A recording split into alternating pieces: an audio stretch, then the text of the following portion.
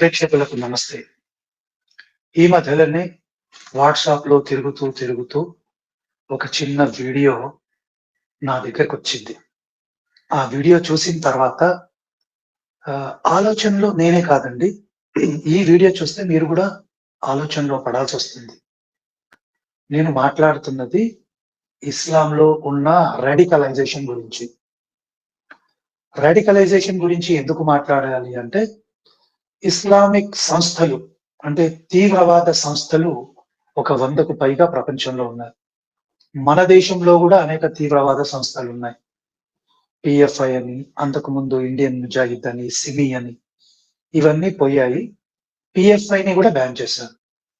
PFI ఏంటంటే 2047 2047 సంవత్సరం కల్లా భారతదేశాన్ని మొత్తం ఇస్లామిక్ రాజ్యంగా మార్చాలని ఒక ప్లాన్ పట్టుకుంది. ఆ పేపర్స్ కూడా మనకు దొరికాయి. అంతేకాదు మనం ఢిల్లీ రెడ్ ఫోర్ట్‌లో ఒక డాక్టర్ అంటే చదువుకున్నవాడు తన కారులో బాంబులు పెట్టుకొని పేలిపోవడాన్ని, కొందరిని చంపేయడాన్ని కూడా చూసాం. సో, చాలా మంది చెప్తూ ఉంటారు ఏంటంటే, తీవ్రవాదానికి మతం ఉండదు అని. తీవ్రవాదానికి మతం ఉంటదండి. లేకపోవడం ఏంది? ఖచ్చితంగా ఉంటుంది. సో, ఈ వీడియో చూస్తే మీకు ఇంకా క్లారిటీ వస్తుంది. దీన్ని బట్టి చిన్నోళ్ళ, పెద్దోళ్ళ ఏది లేదండి. తీవ్రవాదం అనేది ఉంది. అంటే ఈ ఇస్లాంకి సంబంధించిన వాళ్ళు గాని, లేదంటే క్రిస్టియానిటీ కూడా తీసుకోండి. వీళ్ళకేందంటే మాదే కరెక్టు, వేరేవన్నీ వేస్టు అని వేరే మతాలని అంటే ఇంకా స్పష్టంగా చెప్పాలంటే సనాతన ధర్మాన్ని దూషిస్తారు వీళ్ళు. అనేక వీడియోలు మనకి యూట్యూబ్‌లో కూడా దొరుకుతాయి. ఆ మతం మార్చడం ఏదో తన జన్మ హక్కు అయినట్టు మాట్లాడతారు. తమ గ్రంథాల దగ్గరకొస్తే మాత్రం జవాబులు చెప్పరు. వీళ్ళు మతం మారుస్తారు మళ్ళీ. కానీ మన గ్రంథాల మీద మాత్రం ఎన్నో ప్రశ్నలేస్తారు, దూషిస్తారు గూడా. ఇక ఇస్లాం అయితే మరీ ఎక్స్‌ట్రీమ్ అది. వీళ్ళు చిన్న పిల్లల్ని గూడా బ్రెయిన్ వాషింగ్ చేస్తారు. ఈ బ్రెయిన్ వాషింగ్ మసీద్‌లలో లేకుంటే మద్రసాలలో జరుగుతుంది. వాళ్ళు చెప్పేది నిజమా? అబద్ధమా? గూడా వాళ్ళు గ్రహించలేరు. అంటే అలా బ్రెయిన్ వాషింగ్ అయిపోతుంది. ఇది కన్సర్న్ ఎందుకు అనంటే, రాబోయే కాలంలో ఇలాంటి రాడికలైజ్డ్ వాళ్ళెవరైతే ఉన్నారో, వాళ్ళ వల్ల హిందూ సమాజానికి అపాయం ఉందా? లేదా? ఖచ్చితంగా అపాయం ఉంటదండి. అపాయం లేకుండా ఉండదు. ఖచ్చితంగా అపాయం ఉంటుంది. సో, ఈ అపాయాన్ని మనం దృష్టిలో పెట్టుకొని ఏం చేయాలి అనేది ఆలోచించాలి.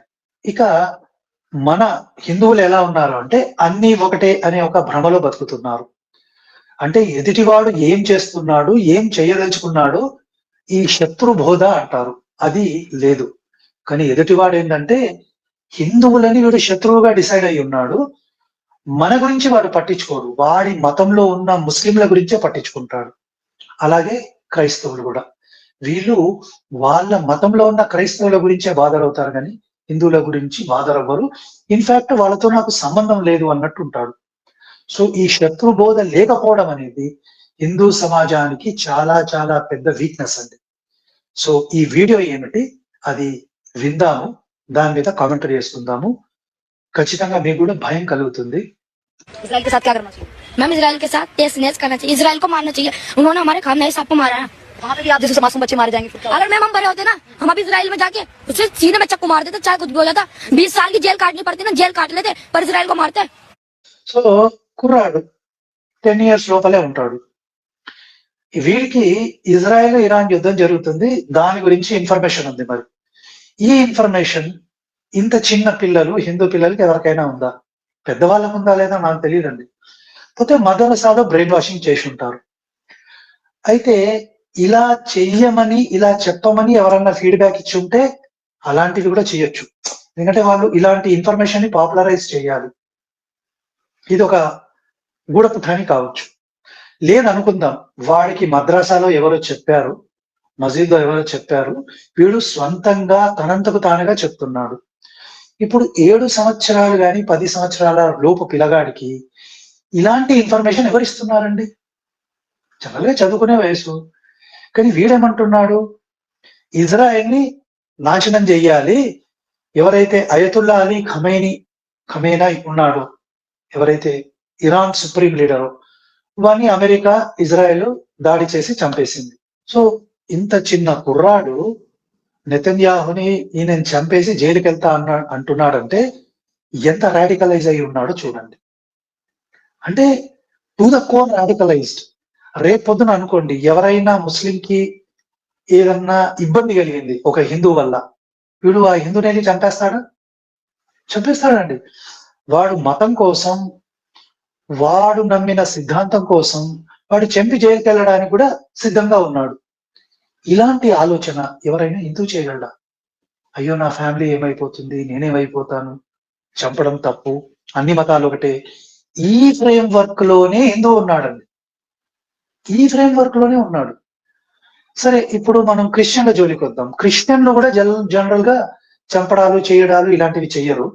మ్యాక్సిమం అయితే వచ్చి డిబేట్లు చేస్తారు, లేదంటే బండబూతులు తిడతారు. కానీ పొయ్యి చంపేసి నేను జైలుకి వెళ్తా అని అనుకోడు. సరే, ఇంకో పాయింట్ ఆలోచిద్దాం.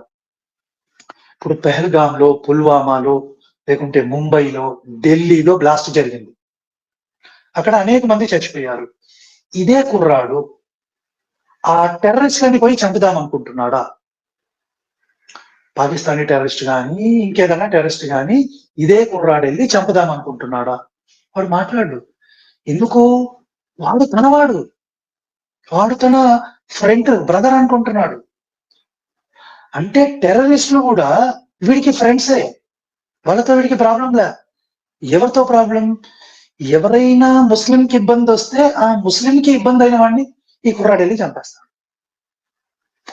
అంటే మన భారతదేశంలో కొందరు తీవ్రవాదులు వెళ్ళి మన భారతీయుని చంపితే వీడు పట్టించుకోడు. కానీ ఎక్కడో ఇరాన్ లో ఒక షియా లీడరు, వాడు తీవ్రవాది, వాడి దేశంలోనే 25,000 మంది మినిమం, కన్జర్వేటివ్ ఫిగర్, 25,000 మందిని మోస్ట్లీ అమ్మాయిలను, స్త్రీలను చంపిన వాడి గురించి వీడు మాట్లాడట్లా. కానీ ఆ అయతుల్లా ఖమెనైని చంపిన నెతన్యాహును వాళ్ళని మాత్రం చంపదలుచుకున్నాడు. అంటే మరి ఈ తీవ్రవాదం ఎక్కడి నుంచి వస్తుందండి? ఈ తీవ్రవాదం అంతా ఎక్కడి నుంచి వస్తుంది? వాడి బుక్స్ నుంచి వస్తుంది. లేదు బుక్కుల్లో వీరు చదవలేదు అనుకుందాం, ఎవడో ఒకటి నేర్పిస్తున్నాడు కదా వీనికి. అరే మన ముస్లింలకి చెడు జరుగుతుంది, మన ముస్లిం లీడర్ని చంపేశాడు, వాణ్ణి మనం చంపాలి అని బ్రెయిన్ వాష్ చేస్తే కదా వీడు వచ్చి మాట్లాడుతున్నాడు. అంటే ఎందుకు మాట్లాడతాడండి? సో ఎంత డేంజరస్ లెవెల్లో రాడికలైజేషన్ జరుగుతుందో ప్రేక్షకులు ఒకసారి ఆలోచించండి. చాలా డేంజరస్ ఇది.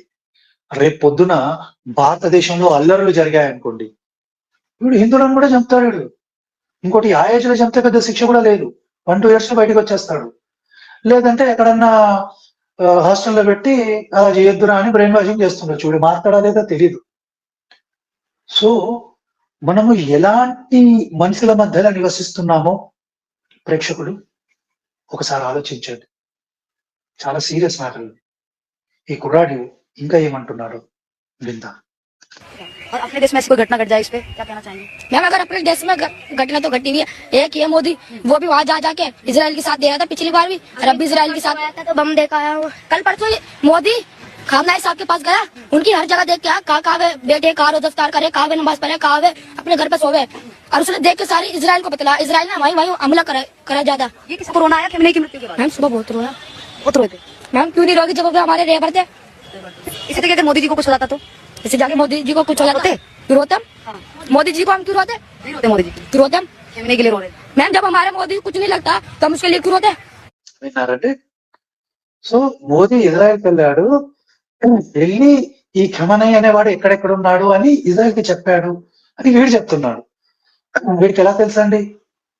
అంటే వాడెళ్ళే మస్జిద్ లో గాని మదర్సాలో గాని ఈ దుష్ప్రచారం చేస్తున్నారు, అది వింటున్నాడు, అది వీడు మాట్లాడుతున్నాడు. మోదీ గారు వెళ్ళి ఖమనై ఎక్కడున్నాడో చూశాడా? చూసి ఇజ్రాయెల్ కి చెప్పాలనా? ఇజ్రాయెల్ ఇంటెలిజెన్స్ లేదా? ఇజ్రాయెల్ ఇంటెలిజెన్స్ కి తెలుసు, సాటిలైట్స్ ఉన్నాయి, వాళ్ళ స్పైస్ ఉన్నారు, వాళ్ళ గూఢచారులు ఉన్నారు. ఈ ఖమనై అనేవాడు ఎక్కడెక్కడున్నాడు, ఎప్పుడెప్పుడు ఏ మీటింగ్లు చేస్తున్నారు, వాళ్ళకు వ్యవస్థ ఉంది. దాంతో బాంబులు వేసి చంపారు. మోదీ చెప్పాడు అని ఏడు తప్పుడు స్టేట్మెంట్ ఇస్తున్నాడు కుర్రాడు. వీడికి ఎలా తెలుసండి? అంటే ఎవరో వీడికి బ్రెయిన్ వాష్ చేస్తున్నారు. మళ్ళీ అంటున్నారు మోదీకి ఏమన్నా అయితే నువ్వేమన్నా బాధపడతావా? నేనెందుకు బాధపడాలి? మోదీ నాకు సంబంధం లేదు. మోదీకి నాకు సంబంధం లేదు. ఎందుకంటే మోదీ హిందూ. మరి ఈడు ముస్లిం, షియా ముస్లిం కావచ్చు ముస్లిం. సో షియాల గురించి మాత్రమే ఈడు మాట్లాడతాడు. వాళ్ళ గురించి ఏమైనా చేస్తాడు. వీలైతే మాట చేస్తాడు. మోదీకి సంబంధం లేదు. మోదీ ఎన్నన్నా స్కీములు ఇయ్యని ముస్లింలకి. 25 కిలోల బియ్యం ఇయ్యని, ఇండ్లు ఇయ్యని, పెన్షన్లు ఇవ్వని, హెల్త్ స్కీమ్లు ఇయ్యని మోదీని పట్టించుకోలేడు. ఎందుకు? ఒక మతం కాదు. ఆ మతంలో ఉన్నవాడే వీడి ఫ్రెండు, వీడి బ్రదరు. వేరోళ్ళతో సంబంధం లేదు. సో రేపు పొద్దున పాకిస్తాన్ వచ్చి ఇండియా మీద అటాక్ చేస్తే కూడా అటాక్ చేసి ఉండొచ్చు. నాకు డ్యామేజ్ అయితేనే నేను మాట్లాడతా. నేనెందుకు వరి అవ్వాలి? పాకిస్తాన్ మీద ఏమన్నా ప్రొటెస్ట్ చేస్తారా? పాకిస్తాన్ది తప్పని చెప్తారా? చెప్పరు. ఎందుకు చెప్పరు? పాకిస్తాన్ ఇస్లామిక్ దేశం. దాని గురించి ఎందుకు మాట్లాడతారు వీళ్ళు?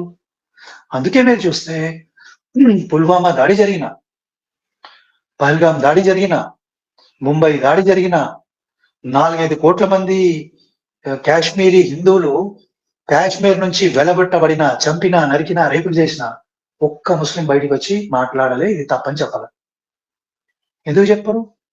ఎందుకంటే చంపినోడు ముస్లిం. వాళ్ళకి కావాల్సింది ముస్లింలే, హిందువులతో సంబంధం లేదు. సో ఇక్కడ ఇష్యూ ఏంటంటే వీళ్ళకు క్లారిటీ ఉంది. మావాడెవడు, పరాయి వాడెవరు, వీళ్ళ క్లారిటీ ఉంది. హిందువులకు ఉందా? వీడు హిందువు, నా నా సోదరుడు అని వేరే హిందువు గురించి అనుకుంటున్నాడా? అనుకోవట్లే. అన్ని మతాలు ఒకటే, అన్ని ఒకటే. ముస్లిం కూడా నా బ్రదరు. ఎట్లా బ్రదర్ అయింది నీకు? వాడు అనుకోవట్లే, నువ్వు అనుకుంటున్నావు. నువ్వు మూర్ఖత్వంలో ఉన్నావు. మరి వాడు అనుకోవట్లే, వాడు క్లారిటీ ఉంది. నా శత్రువు ఎవడో వాడికి తెలుసు. వాడికి ఏంటంటే హిందువులు శత్రువులు, అది వాడికి క్లారిటీ ఉంది. నీ చుట్టుపక్కల ఉన్న ముస్లింలు అందరూ కూడా నీకు శత్రువులు అని నీ క్లారిటీ ఉందా? నీకు లేదు. అన్ని ఒకటే అని కూర్చుంటావు. ఏదో ఒక రోజు వాడు అటాక్ చేస్తాడు నీ మీద. అయ్యో ఇట్లా అయిపోయిందని అప్పుడు ఏడవడం మొదలు పెడతావు. సో హిందువులు అనేవాడికి శత్రుబోధ లేదు. ఎవడు నావాడు, ఎవడు పరాయి వాడు నీకు తెలియదు. పోతే ఈ రోజు మనం క్రిస్టియానిటీ గురించి మాట్లాడుతున్నాం, మేబీ ఇస్లాం గురించి మాట్లాడతాము. వాళ్ళ గ్రంథాలలో ఇట్లుందని మాట్లాడుతున్నాము. కానీ వాడేం మాట్లాడుతున్నాడు? గ్రంథాల జోలికే పోట్లా. వీడు నావాడు కాదు, వీడు నావాడు. నావాడన్నోడిని కౌలిగించుకుంటాడు, నావాడు కాదన్ని చంపేస్తాడు. వాడు కత్తులు పట్టుకొని తడే ఉన్నాడు. మరి నువ్వేం చేస్తున్నావు? నిద్రపోతున్నావా? అన్నీ ఒకటే అనే సెక్యులర్ మత్తులో ఉన్నావా? ఇది చిన్న కుర్రాడి పరిస్థితి. 10 ఏళ్ల లోపు ఉన్నాడు ఈ కుర్రాడు. వాడి పరిస్థితి ఇది. వాడి క్లారిటీ ఉంది. మరి పెద్దోడు ముస్లిమ్స్ ఉన్నారు, పెద్ద ఎదిగిన వాళ్ళు ఉన్నారు, వాళ్ళకు కూడా క్లారిటీ ఉంది. ఫలస్తీన్ మీద హమాస్ అంటే దాని మీద దాడి జరిగినప్పుడు ఏడుస్తున్నారు అందరూ. నా ఫలస్తీనో పార్లమెంట్ లో పోయి జై ఫలస్తీన్ అన్నారు ముస్లిమ్స్ నాయకులు. పక్కనున్న బంగ్లాదేశ్ లో లేకుంటే పాకిస్తాన్ లో హిందువులు చంపబడుతుంటే వాడు నా హిందువు అని ముస్లిం చెప్పడు. ఎందుకంటే ఇక్కడున్న హిందువే వాడికి హిందువు కాదు, ఫ్రెండ్ కాదు. పక్కనున్న దేశంలో ఉన్నాడు ఉంటే ఎంత, పోతే ఎంత. పోనీ ఇక్కడున్న హిందువులు ఉన్నారు, బంగ్లాదేశ్ లో ఉన్న హిందువు నా బ్రదర్ అనుకుంటున్నారా మీరు? చాలా మంది అనుకోవట్లేదు. అందరూ సెక్యులర్ మతంలో ఉన్నారు. అది ఎక్కడో బంగ్లాదేశ్ లో, పాకిస్తాన్ లో ఏవో గొడవలు అవుతున్నాయంట. నాకేం అవసరం? దానివల్ల నాకేంటి? రేపొద్దున నీ మీద దాడి జరిగితే అబ్బో నా మీద దాడి జరిగిందని అప్పుడు ఏడ్చుకుంటూ కూర్చుంటావు. అంతే మరి. ఇప్పుడు అక్కడెందుకు దాడి జరుగుతుంది? ఎందుకంటే ఆ దేశంలో అంటే పాకిస్తాన్ లో కానీ బంగ్లాదేశ్ లో ఉన్న ముస్లిము వాడికి ముస్లిమే బ్రదరు, సోదరుడు, హిందూ సోదరుడు కాదు. అందుకే వాడిని చంపేస్తున్నాడు. అది ఎవరైనా కానీ ఇక్కడ మత్తులో ఉన్న మీరు పక్కనున్న నా హిందువు నేను కాపాడుకోవాలి, వాడిని చూసుకోవాలి, అన్ని మతాలు ఒకటే కాదు అని మీరు చెప్పగలుగుతున్నారా? చెప్పట్లే. అన్నీ ఒకటే. గంగా జమున తహజీబ్ అంటున్నారు. ముస్లింలు నా సోదరులని మీరు చెప్పుకున్నారు. కానీ వాడు ఆ రకంగా ఆలోచిస్తున్నాడా? ఆలోచించట్లే. సో ఎలాంటి మత్తులో ఉన్నారు హిందువులు మీరు? చిన్న కుర్రాడి పరిస్థితినే ఇట్లుంటే పెద్దవాళ్ళ పరిస్థితి ఏంది? ఎప్పుడైనా ఆలోచించారా దీని గురించి? కామెంట్ రూపంలో నాకు చెప్పండి. వీడియో నచ్చితే లైక్ చేయండి, షేర్ చేయండి. మరో మంచి వీడియోతో మళ్ళీ కలుద్దాం. నమస్తే.